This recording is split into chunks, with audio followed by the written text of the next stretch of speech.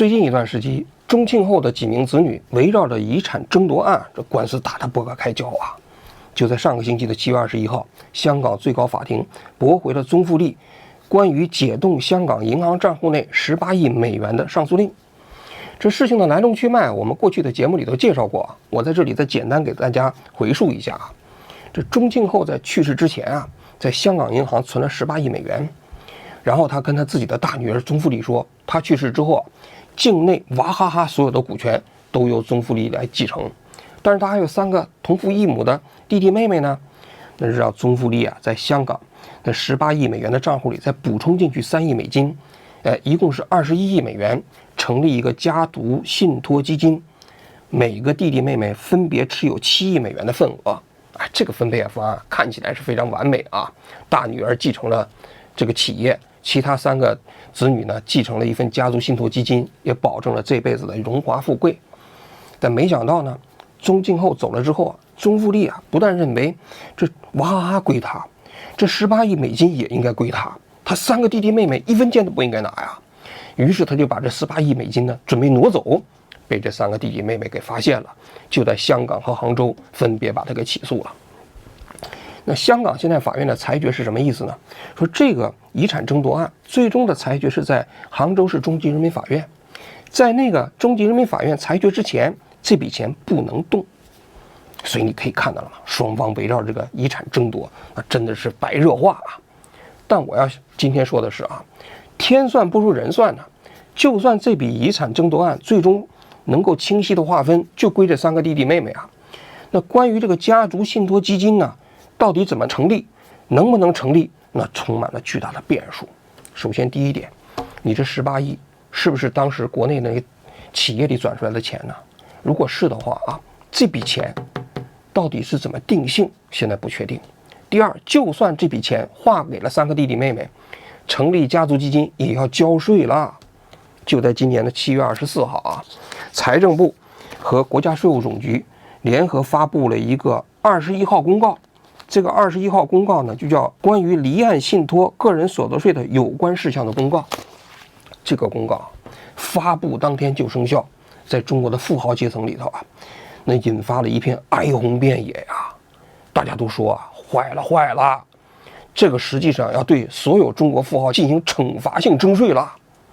以后啊，家族信托啊，我估计没有人再敢搞了。我们今天就来讲一讲这份21号公告对中国富豪阶层所带来的这个巨大的唐山大地震一般的影响啊。那么在分析这个21号公告之前呢，我首先来解释一下什么叫做离岸信托。这离岸信托呢分为2部分，第一叫离岸，第二叫信托。所谓离岸就是离开中国嘛，在境外设立的信托基金，这个好理解啊。那什么叫信托呢？信托啊，实际上啊，它是利用了新美法系中间啊，这法律所有权和受益所有权之间的分离。一般来说，这法律所有权跟这个受益所有权是合二为一的，你没有所有权，你就没有办法处分收益的权利嘛。但是英美法系里头承认这2者之间的分离。那就我举个例子啊，比如说我哪一天我王巨拍案做发达了，我这个公司上市了，一下赚了100亿美元，那么这个时候呢，我这100亿美金我不要了，我全都送给一个叫张三儿的人，我送给或者说送给张果胜，是吧？我送给他之后呢，我们俩就签个协议，然后呢，这个张果胜呢就作为这个信托的接受人，我就把钱都给他了，成立了一个信托基金。成立完之后呢，张果胜又跟我签订了一个协议啊，说他虽然说拥有了这100亿美元，但是呢，他高风亮节，他是雷锋啊，他不要这个受益权，他这100亿美金，他只负责运营，每年负责挣钱，挣完钱之后呢，全部再把受益权再还给我王志安。张果胜好吧，是吧？高风亮节，对吧？然后呢，或者是给我将来的子女，这就叫信托。法律所有权我交给张果胜了，但是受益所有权仍然归我王志安，这就叫法律所有权和受益所有权分离下的信托的本质。那么这个离岸信托啊，这由于有这样的一个规定啊，就成为了中国很多富豪阶层的一个标配。你想啊，那中国的很多富豪啊，他为什么要搞这个离岸信托呢？理由大概有这么几个。第一个也是为了规避啊这个企业运营中间的风险。你比如说刘强东吧，后来不是跟奶茶妹妹结婚了吗？那万一哪一天这两个人感情不好，奶茶妹妹跟他离婚，那要分割刘强东的资产，那刘强东那是京东的实际控制人呢。比如说刘强东假如说占有京东50%的股份啊，夸一分50%，甚至可能更多啊，那刘强东不闪了吗？那以后刘强东在京东里说话就不算了，他的股份可能还不如奶茶妹妹多了，对吧？为了规避这种现象，刘强东在上市的时候啊，他就把他自己所有京东的股票啊，全部装入了家族信托基金。这个信托基金呢，以后的这个股票它不属于我刘强东了。那你奶茶妹妹，你就算跟我离婚啊，你跟我闹没有用了，我刘强东名下没有资产了，我每年只拿1块钱的工资。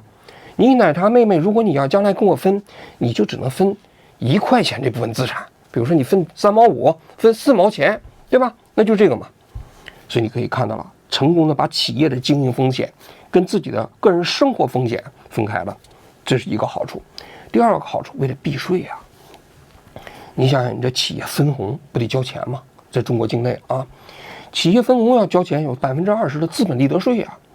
但是如果你要把这个所有的资产全部装入到了家族基金里头去，那么这个企业这个资产就属于家族基金了，不属于个人了。那虽然说这个有20%的资本利得税啊，但是这个钱在变成你自己的这部分的时候，以后就再也没有税收了。更重要的是，在家族传承的过程中间啊，这个税也没有了。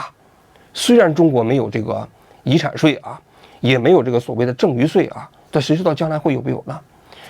这个在其他国家里头，这个避税这是非常重要的一个功能。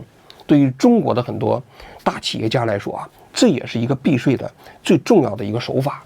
所以你可以看到了吗？这离岸家族信托基金呢，主要就是这么2个功能。那么为什么说这一次啊，就是21号公告呢，它对中国的富豪阶层啊是一个惩罚性的打击呢？我在这里头给大家来分析一下这具体的条款啊。过去中国对离岸信托是完全不征税的，但这一次这个公告明确要征税了，不但征税，征税的环节特别的清晰，也特别的多，而且征税的方式也特别的激进。首先第一个环节啊，就是在装入环节要征税。你要成立这个家族基金，你要把钱，我的100亿我送给张国胜，对不对？张国胜是这个基金的管理人嘛，信托基金的管理人。既然你在法律上已经把所有权转移了，就首先必须先交一个20%的资本利得税。这20%的资本利得税啊，如果你没有，你把公司的资产卖了，那你想想，这个是非常狠的啊。虽然说你这个所谓的信托基金基本上是属于左手倒右手，你想想，我虽然名义上送给张国胜，其实我并没有送给他嘛，这收益权不是还是我的吗？所以其实这个所谓的叫虚拟增值嘛，并没有增值啊，但是并没有增值也要交这20%的个人所得税。这一点呢，我研究了一下，是完全效仿美国税法的规定。美国税法是这么规定的啊，如果你在境内成立这种信托基金，那么装入的时候是不需要交钱的。然后呢，如果你要是到那个开曼群岛、维尔京群岛这个避税天堂，你去成立这个信托基金的话，马上触发赠与税，不管你这个受益人是自己还是其他人，立即征收赠与税。这个赠与税的税金最高可以高到37%，那这个是非常狠的啊。所以你看到了吗？中国这个方式是完全学美国的。而且我为什么说它其实这个它非常激进呢？你比如说日本的税法里头就规定了，区分了一个叫自益性信托和他益性信托。你比如说这信托啊，我成立一个信托基金，这个信托基金的受益人只有我王志源，那么这就叫自益性信托。那这个自益性信托啊，理论上来讲啊，实际上这个钱还是我的，那个就是相当于我自己送自己嘛，自己送自己的这个环节就不应该征税。所以日本就规定了，自益性信托装入环节是不需要交税的，只有他益性信托才需要交税。比如说我成立了一个信托基金，我把这钱给了张国胜，但这个基金的受益人不是我，是我的孩子，或者说其他人，立刻要收赠与税。所以你看日本政府还把这个分为自益性信托和他益性信托。但中国的这次的征税的21号公告里头根本不区分自益性信托和他益性信托，只要你往里装不管你这个受益人是自己还是其他人，一律先交20%，这一点非常可怕呀。你想想啊，刘强东啊，他当时是2014年成立的这个信托基金啊，如果他现在要是成立这个信托基金的话，333亿啊，他的资产啊，立马先交60个亿。那60个亿你没有钱，你就把股票卖了，这个是大杀器啊！这对于刘强东那不是灭顶之灾吗？那刘强东接受采访的时候经常说啊，我突然发现的时候，其实共产主义真的是就在我们这一代就可以实现，因为机器人把你所有工作做了，已经创造巨大的财富了，政府可以分配给所有人，没有穷人和富人，所有公司全部国有化了。他说：“我觉得共产主义在中国这一代人就能实现。”你看到了吗？果然，在这样的一个体系下，真的就能实现呐！你只要往你的信托基金里头装钱，哪怕受益人自己都要收你20%，这不是共产主义的这个做法吗？是吧？这是第一点啊，就是成立环节。那么现在这个国家税务总局这个公告里头呢，规定啊，就是你2023年之前成立的信托基金，我们就不收了。2023年之后成立的基金，到现在3年的啊要收。那这个补交的这个档案里，我们也查了一下，说哪些富豪要补交啊，还真不少。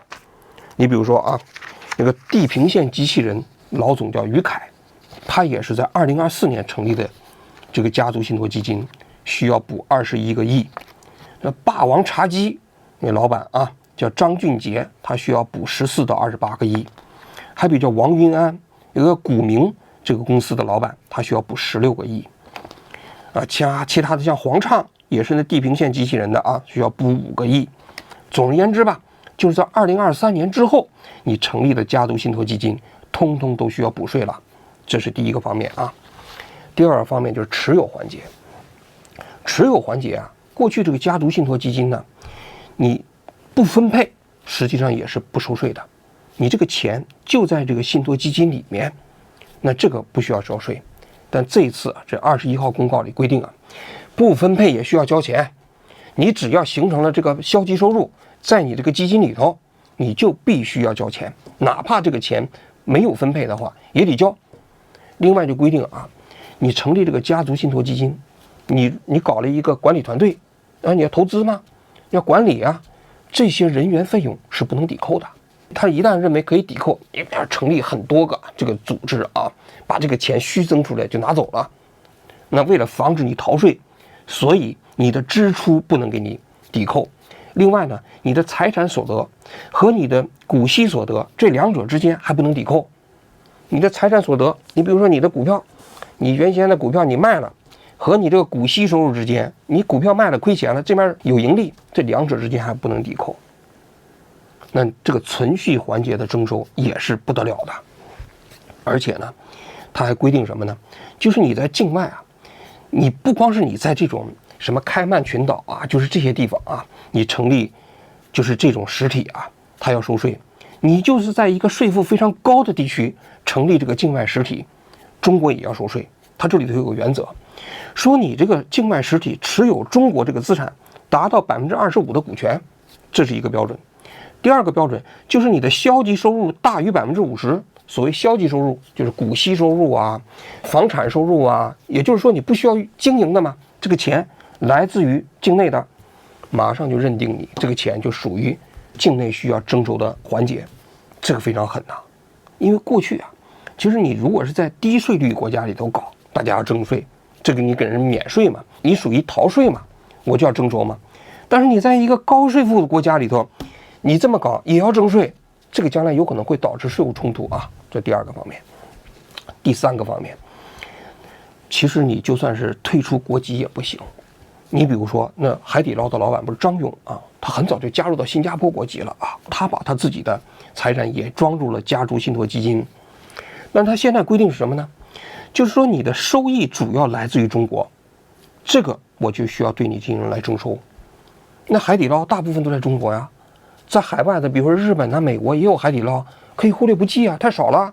所以张勇，你虽然加入了新加坡国籍，加入了好多年了，那你的家族信托基金啊，存续期间的钱也需要给我中国政府交税，至少是中国境内收入的这一部分也需要给我交税。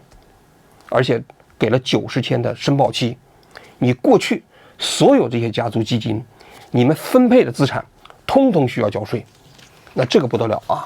这个我们也统计了一下啊，补税的，就是90天之内要补现金税的啊，大概是哪些人要补啊？一个是龙湖集团的吴亚军，他们这个龙湖集团不是这些年分了很多钱吗？这个需要一共要是补25亿到30亿。第二个，达利食品的许世辉需要补15个亿，还有这个张勇和舒平，海底捞的啊，他们这些年给自己分了不少钱，需要补14个亿。还有刘强东，拿1块钱的刘强东，要在中国实现共产主义的刘强东，需要补8到9个亿。那马云，那他分的不多啊，也要补3到4个亿。那包括像黄峥和王兴，那他们呢，由于没有分配，比如说拼多多啊，还有王兴的那个美团呢，一直没有分配过啊，所以他们不需要补钱啊。这是这个存续环节。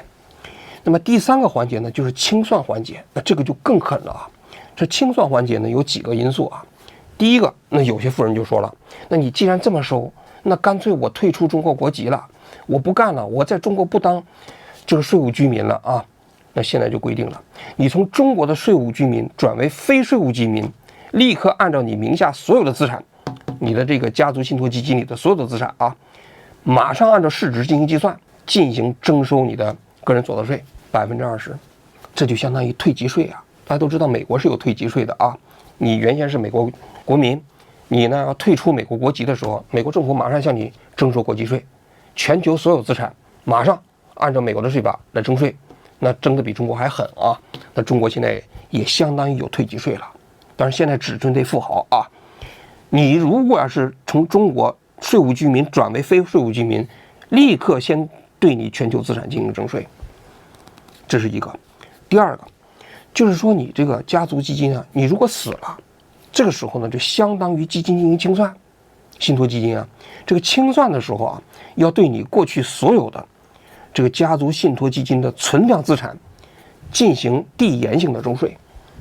这个你比如说，你像刘强东，你当时装了333个亿啊，那当时你2014年你成立的基金，我现在我也没有办法按照这个2026年的标准征收你那个20%的装入税了啊。但是你将来刘强东，你如果要是去世的时候，你要把钱给送给奶茶妹妹，或者你的孩子，立刻把你这333个亿啊进行计算。现在比如值多少钱？现在如果要是值400亿啊，你原始资本都是很低的。你刘强东创业的时候，你一共花了多少钱？可能1000万的不到，对不对？或者100万的不到，通通要按照这个标准再征收20%。那这就相当于继承税了，对吧？中国虽然没有继承税啊，但是大家可以看一下啊，你现在通过你的家族信托基金进行清算继承的时候，通通都需要交税了。而且按照这个征税序列啊，中国的这个家族继承税啊，那可不得了了。你想想啊，你装入的时候先交20%，如果你要是退出中国税务居民的时候再征收20%，然后等你去世的时候再征20%，60%没有了。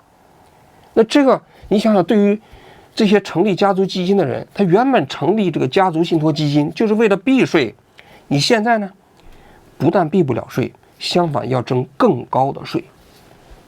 所以大家可以想象一下，就是这个整个家族信托基金收税的这个情况啊，对中国所有的富豪来讲都是毁灭性的。我们这里头又统计了一下啊，按照这个标准啊，最后如果这基金进行清算的时候，中国这些富豪多少人需要交税啊？黄峥，拼多多的老板啊，需要大概交500亿；雷军、雷布斯也大概需要交500亿；马云需要交175亿；这刘强东大概需要交100亿；这张勇啊，这舒平夫妇2个虽然加入到新加坡的国籍了啊，也需要交100亿；吴亚军需要交85亿；黄兴需要交80亿；啊，孙宏斌需要交13个亿。黄畅需要交5个亿，你瞧瞧，我们简单算了一下，就中国这些富豪榜啊，加起来大概需要交2000亿人民币左右，磨刀霍霍啊！但过去你想避税，现在可不对你们通通进行惩罚，都得把税给我交出来吗？那么紧随其后啊，我们就要讨论一个问题了，就中国政府为什么要对这些富豪阶层进行开刀呢？过去对企业家多好啊，是吧？那这里头首先要讲，第一个就是为了防止这个资本外逃。大家可以看一下啊，就是现在中国政府对境内的这个企业家，你无论是赠与也好，无论是继承也好，实际上是不缴税的。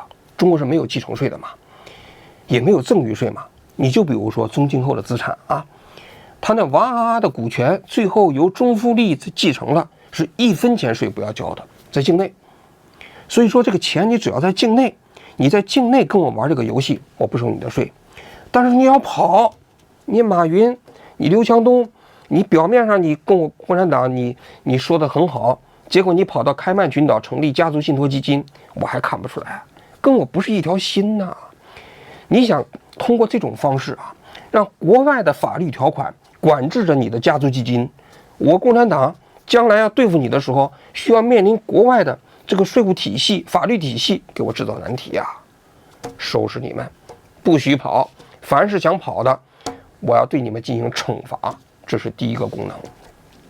第二个功能啊，大家都知道啊，中国的最近几年经济形势不太好，这税收收不上来呀，企业都快不行了。财政收入呢，支出又是刚性的。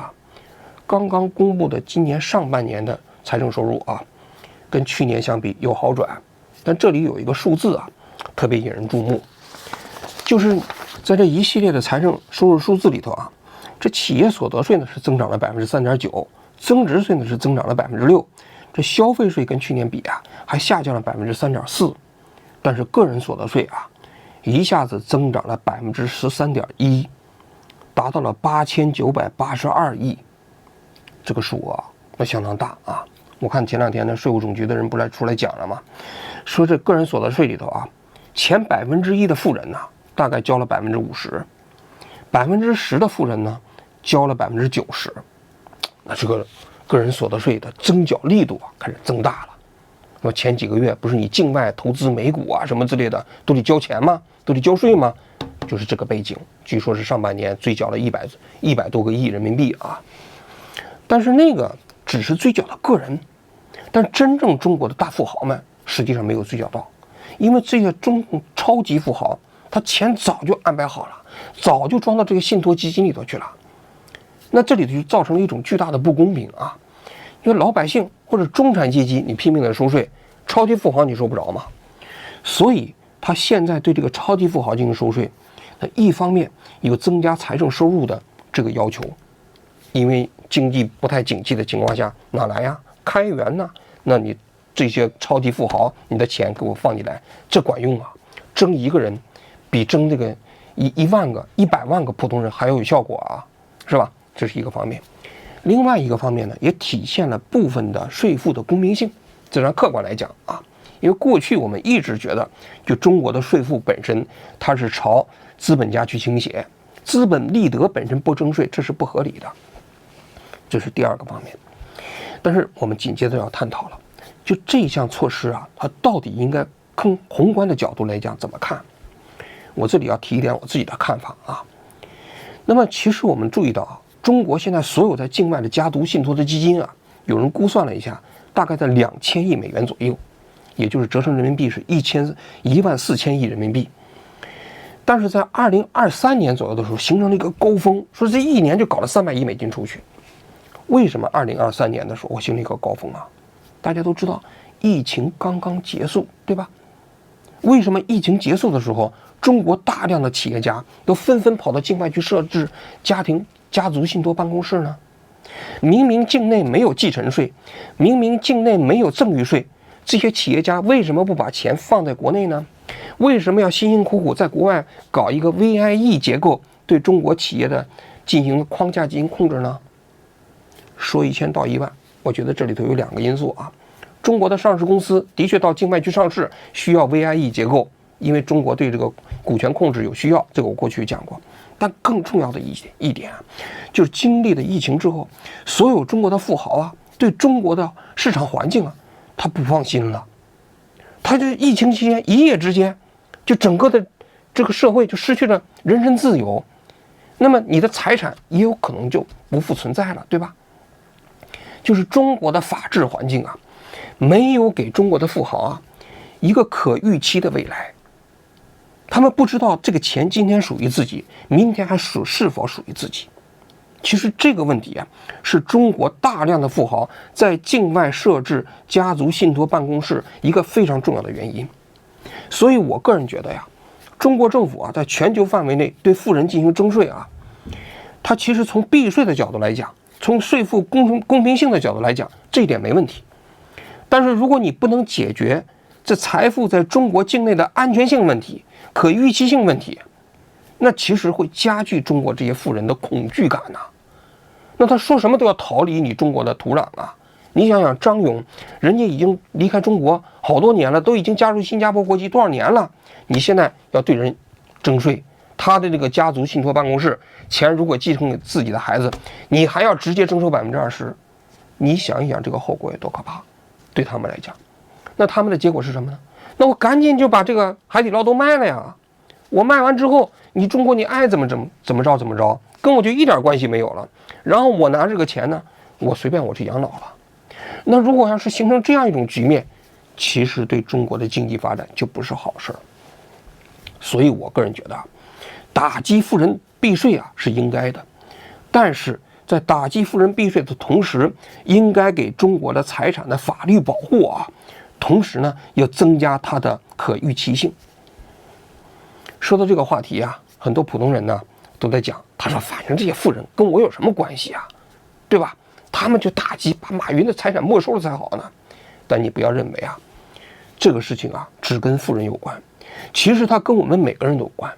如果富人的资产他得不到保护，你想想穷人的资产能得到保护吗？当年共产党领导这个农民起来的时候，打土豪分田地，农民很高兴啊。那你想想过去那土豪那劣绅，他钱都占着进去之后，把他们家的都抢光了，把他们的姑娘也抢走了，地也抢走了，很开心吗？到回过头来的结果呢，就是农民自己的资产也得不到保护了。所以在产权保护上，那些最需要保护的人，如果能得到保护的话，我们每个人的资产呢才是安全的。所以啊，我个人认为这件事情不仅仅跟富人有关，也跟我们每一个普通人都有关系。好了，我今天就讲到这里，谢谢各位。感受到了总书记和党中央对我们民营企业和民营企业家的这个关心和支持和爱护，让民营企业家还是信心倍增吧。我突然发现的时候，其实共产主义真的是就在我们这一代就可以实现，因为机器人把你所有工作做了，已经创造巨大的财富了，政府可以分配给所有人，没有穷人和富人，所有公司全部国有化了。中国只需要一家电商公司、销售公司就可以实现了。到那个时候就是超自由主义的发展。对呀，没人再为你物质去工作，大部分都是为精神、为感情，去奋斗。我听下来觉得你是其实一个乐观主义者啊，对于我们的社会，对于我们的经济，对于我们的消费啊，我还是很乐观的。都难，现在都难。您最大的挑战是什么？如果只看下半年，其实没几个月了，4、5个月，您最大的挑战是什么？您个人。我没什么大挑战，我现在退休了。我最大的挑战，我的挑战再大，也没有很多在岗位上的人大，所以我自己觉得能够再做点自己的努力吧。好的，谢谢。